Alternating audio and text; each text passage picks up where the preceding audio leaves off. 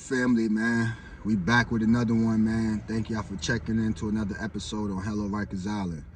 Uh, Before I start the video, I just want to say I hope everybody doing good, man, and in the best of health, as they can be. Uh, this video is gonna be about how to survive prison, how I survived prison. You know what I'm saying, I ain't gonna be cursing a lot no more in my videos because YouTube guidelines has changed. You know what I'm saying? So I gotta stop all of that. I mean, which is gonna be hard because that's how I talk, but it is what it is. Um, so yeah, jumping straight into it. How I survived prison. Going into prison at a young age, I was 17 when I went upstate to prison in upstate New York. First time ever going to prison. Yeah, you hear stories. Older brothers, older cousins went to prison and stuff like that.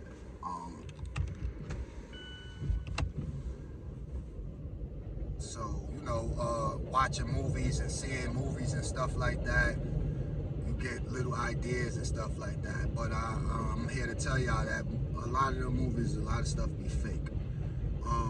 For me personally, like I said, I went into prison at the young age of 17. I went upstate. I was on Rikers Island before that, fighting cases or fighting my case that landed me upstate with 3 years. I got up there dead in the middle of the winter, so I'm fresh in prison. No hoodies, no clothing, no winter clothing, no nothing, no food, no nothing. When you get up there, for me, I'm only speaking for me. Other people gonna say other things, how I went for them and whatever their case may be. But for me, you get a feeling of nervousness when you get up there because, especially if it's your first time, you don't know what you're getting into. You don't know anything about the prison system. You don't know.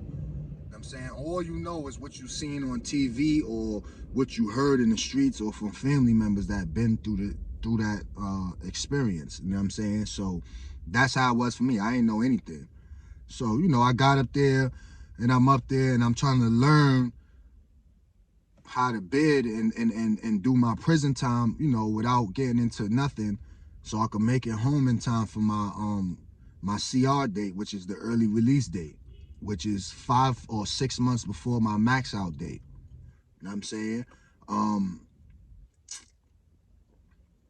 So yeah, like I said, I went up there with nothing. So, I had to go to the mess hall, eat the nasty steak food. You know what I'm saying? Certain stuff on there was alright, but it's nasty. Only person I had holding me down was my sister. You know what I'm saying? Shout out to my older sister. You know what I mean? She was there for me, sending me money orders twice a month, packages every month. You know what I'm saying? So I had to basically find my way around inside the facility. Like, when you get there, you end up meeting people. You might run into people from your neighborhood. There's a saying that goes, when you go to prison or jail, you're going to always run into somebody you know. Or, you know what I'm saying? Somebody you know is always going to be in there. It's sad, but it's the truth. You know what I mean? So I got up there. I went to Marcy Correctional Facility. That's a medium security facility. You know what I'm saying? With the gates and all that around. No walls. Only the maxes got the walls. So I'm in there. I go to reception dorm, which is, I think, at the time, F1 or something like that. You know what I mean? There's nothing but dorms on the compound.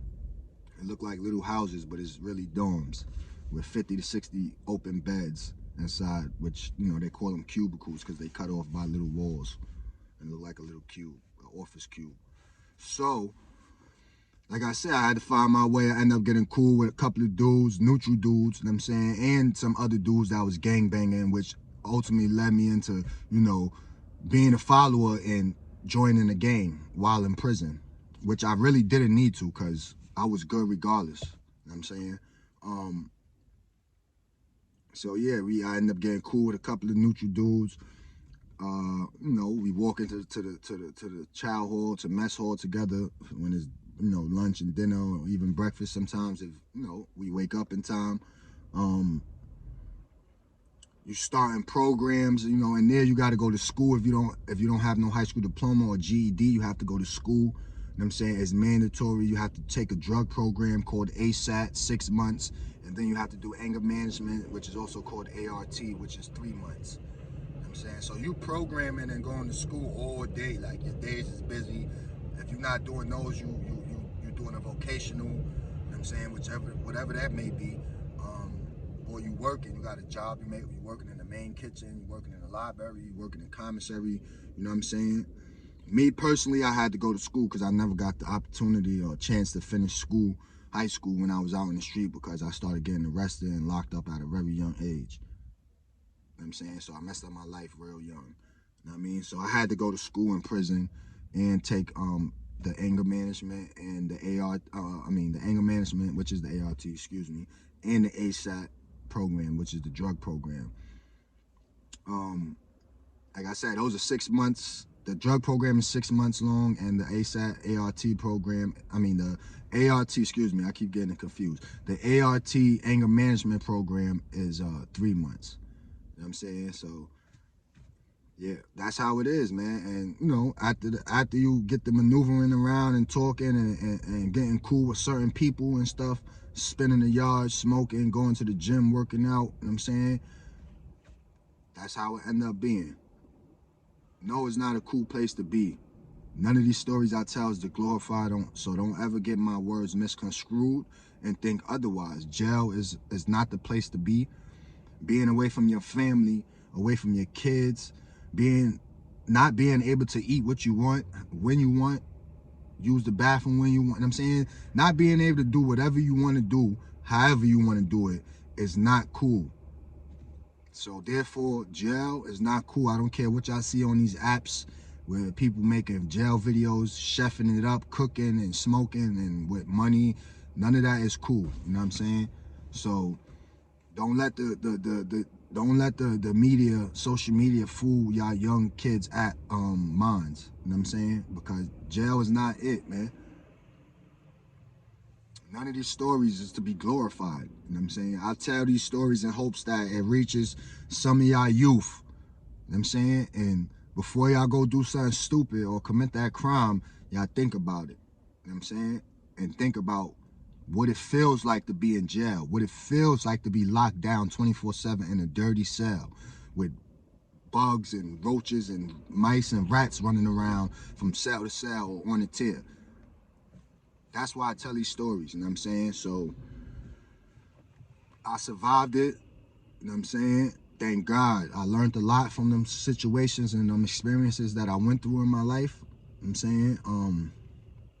Those were very hard times for me, very hard times for me. You know what I'm saying? I ain't really have nobody. I had to become somebody that I wasn't, you know what I'm saying? There was a dude in there. I ended up going to like probably 3 or 4 different prisons, because you know that's just how the prison system works. They put you on a transit and you on to the next prison whenever they done with you in their prison. You know what I'm saying? So the last prison I went to that I was in before I ended up going to the box and getting 2 years in the box was Washington Correctional Facility. Now, for those that don't know, Washington Correctional Facility is just like Green Correctional Facility. It's nothing but a bunch of young dudes in there, adolescents, 16, 17, 18, 19, 20, 21. You might have older heads in there, you know what I'm saying? But it's mostly adolescents, 16, 17, in that range, from 16 to 21. Everybody trying to make a name for themselves in Washington, you feel me? Everybody's the big homie. Everybody got the compound for whatever hood, whatever gang hood they pushing, you know what I'm saying? So there's a lot of politics, a lot of tension, a lot of BS going on in there, you know what I'm saying? So there was, you know, people get hit on the dance floor. When somebody get hit on the dance floor, that mean that they getting some type of drugs, tobacco, or something, you know what I'm saying? So, you know, I was already homie at the time when I, you know, got to my last jail, which was Washington. You know what I mean? And back then, I don't know if it's still like this now, but back then, stone to the brim, brim to the stone. That's how I was. I was stoned. You know what I'm saying? So, you know, stones and the brims always moving together on the compound wherever they go. Or all the stones, I'm saying like that. You get the picture. So, there was some dude named Lucky in our house from upstate New York, from Geneva, New York, something like that. he was getting hit. He was getting the bag. You know what I'm saying? Heavy too. He was getting like probably an ounce, couple ounces or something, like every time, every trip he went down. Mind you, you could get visits every week, every weekend, every Saturday and Sunday, I believe you could get visits in prison up north.